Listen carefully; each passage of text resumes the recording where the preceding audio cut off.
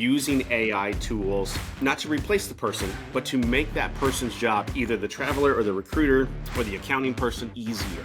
You want the best experience possible and take full advantage of the place that you're at while you're on a contract. One person said to me that people are the hardest part. Everything else falls into place, but people are always the hardest part.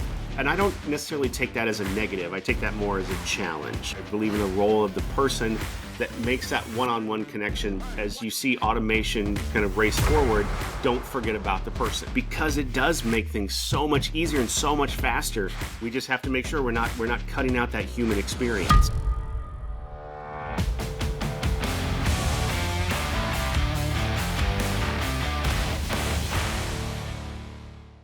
Rich, welcome to the show. Thanks for having me. Yeah, really looking forward to this. I think, looking at your profile and your history and our sort of chat, before this episode, really think about how, brand, culture, and creative marketing can really fuel success in healthcare staffing. So I'd love to have a quick intro from you to share with the audience. Sure. My name is Rich Smith. I'm the co-founder and chief marketing officer of Atlas MedStaff. We have been in business since 2012, so been through some ups and downs.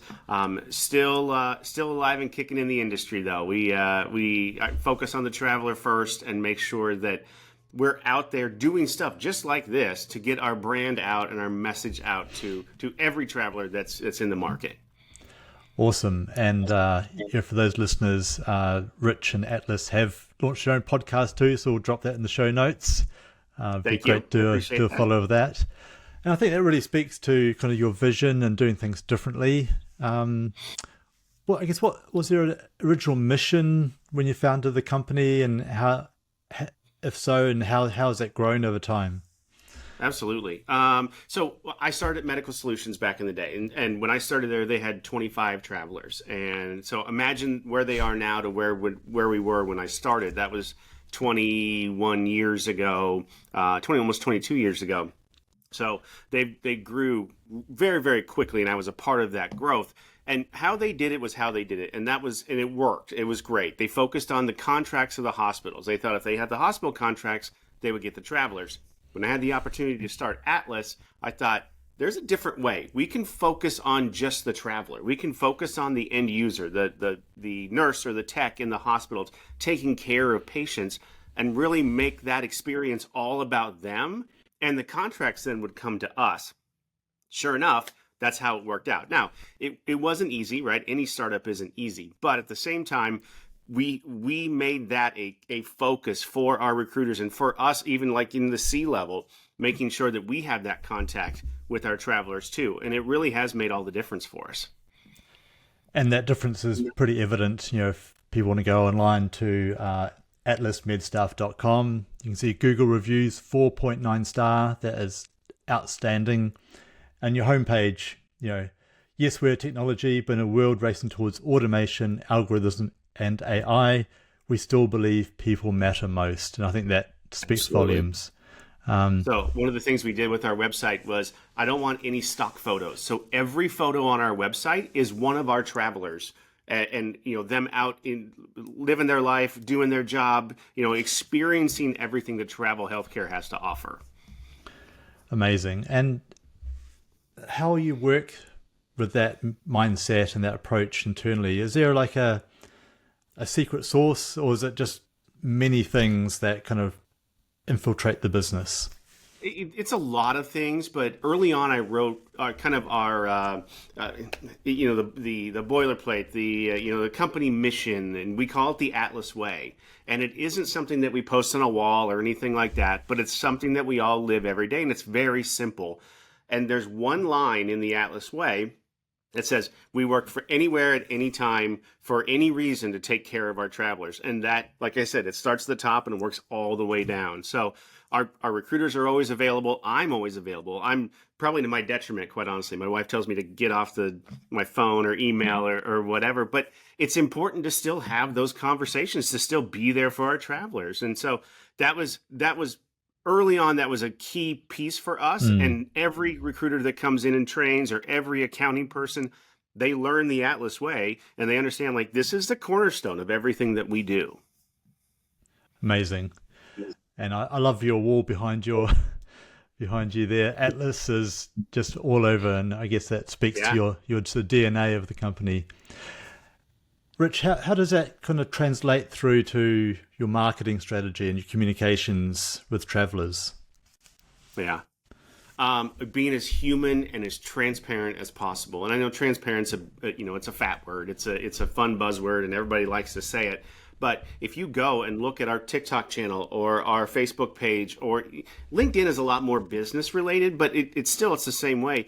It's an honest, open look at what we do every day. And we've had those conversations on our podcast about this is how we figure a pay package, or this is what behind the scenes compliance looks like, and things like that maybe other companies aren't talking about or just haven't been talked about in the past. It's not a secret. There's nothing here that would differentiate us. We're just talking out loud about the process. And I think you'll see that come through in our socials a lot, but then you also see us kind of just being human. Like, we've got a piece coming out this week where we eat funny foods. We call it Atlas Eats, and I find funny foods like at Walmart or whatever, and then I make my recruiters eat it with me, and it's a lot of fun.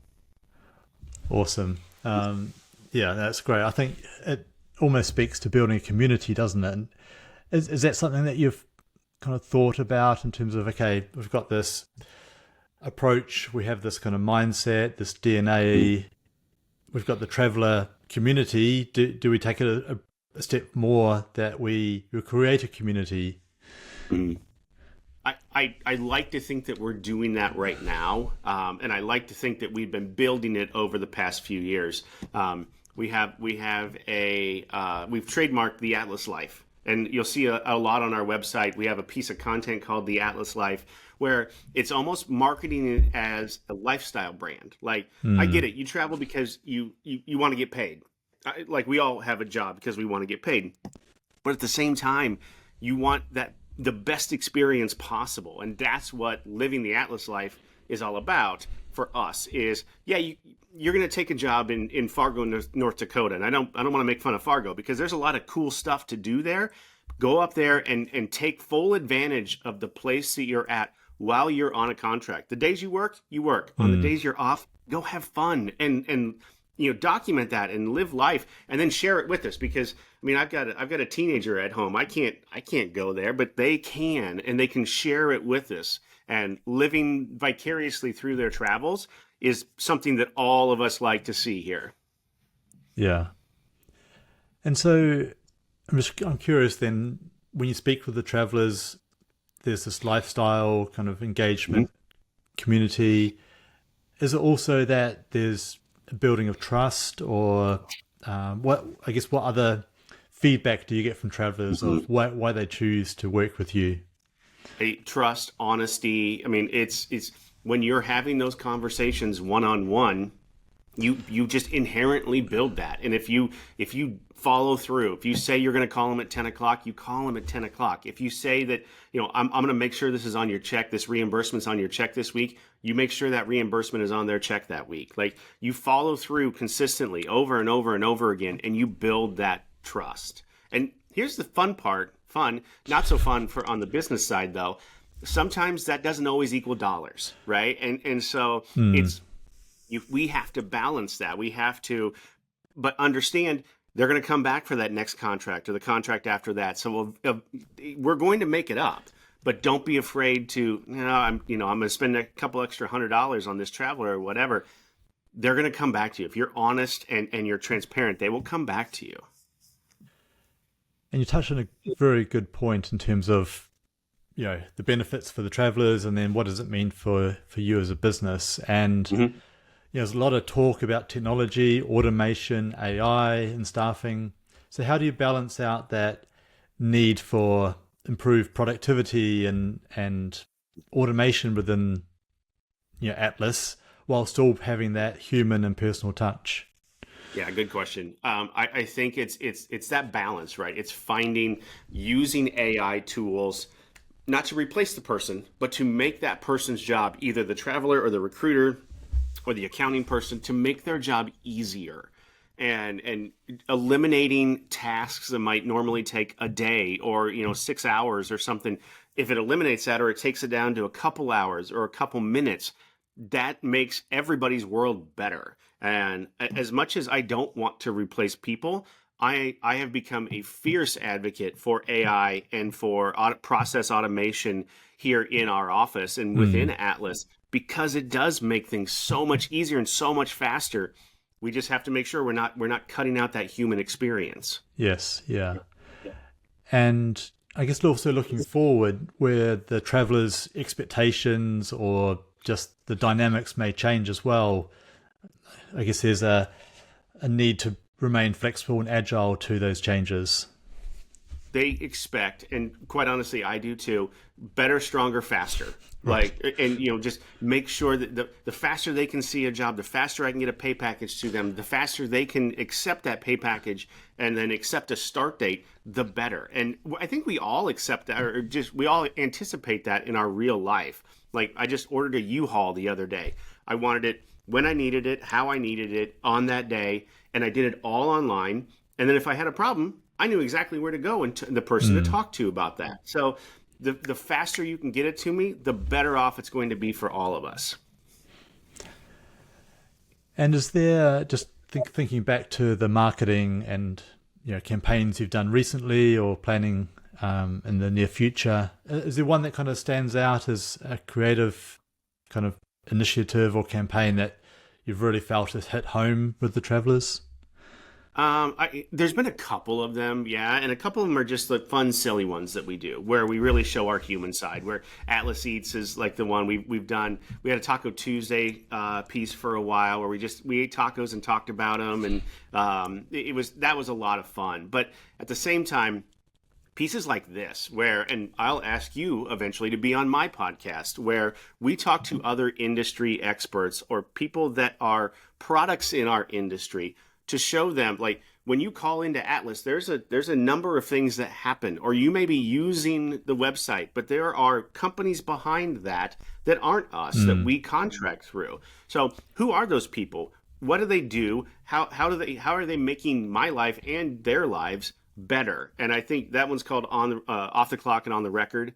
So it's new, but we really believe that there's good stories out there to tell, and that's part of the transparency. Yeah, already looking at your first 2-3 episodes, I can see you're looking to delve into the technology, but also just the way of staffing agencies are kind of built, and the value that you're bringing together from multiple vendors, and how you package that for a solution and a service to your customers. Correct. Yeah. So switching gears, thinking about the year ahead, or maybe the next 2 years ahead, if we can look that far, what do you think will be the future of healthcare staffing? I think we'll continue to race towards AI type models, and I think there are companies out there right now that have been trying to go recruiterless, that are trying to do it just like you're ordering diapers on Amazon or something like that. And I'm here to tell you it's not going to work. You've got to find that balance between people and automation, or people and technology. So I think looking ahead 2-3 years, that will only continue to get better. It's how cutting edge do you want to be, and how quickly can you move and adapt and change what you're doing in order to fit the technology that has come out. So I think we learned a lot just over the past year or two with AI.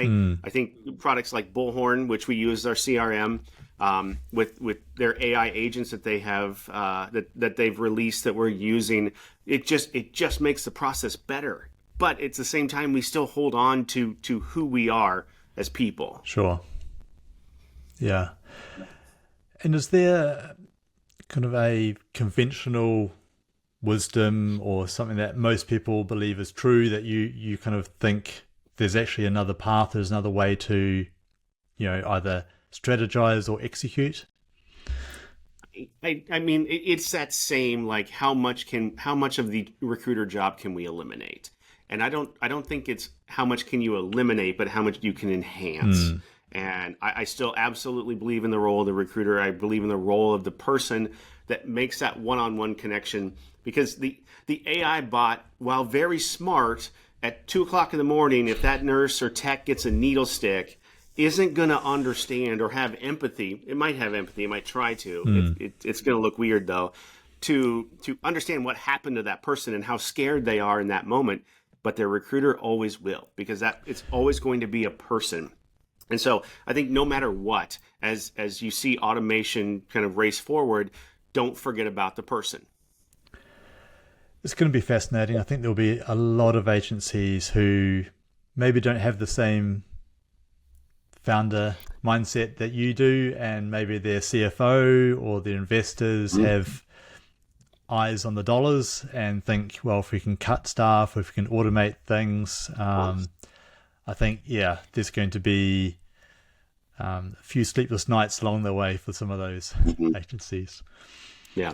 Yeah, I agree. I totally agree. It will be interesting to talk in like 3 years to see where we are, to see how far technology has come, and not only where we stand right now, but companies like yours and others in the industry, where they stand and how you have kind of grasped that technology and made the world a better place.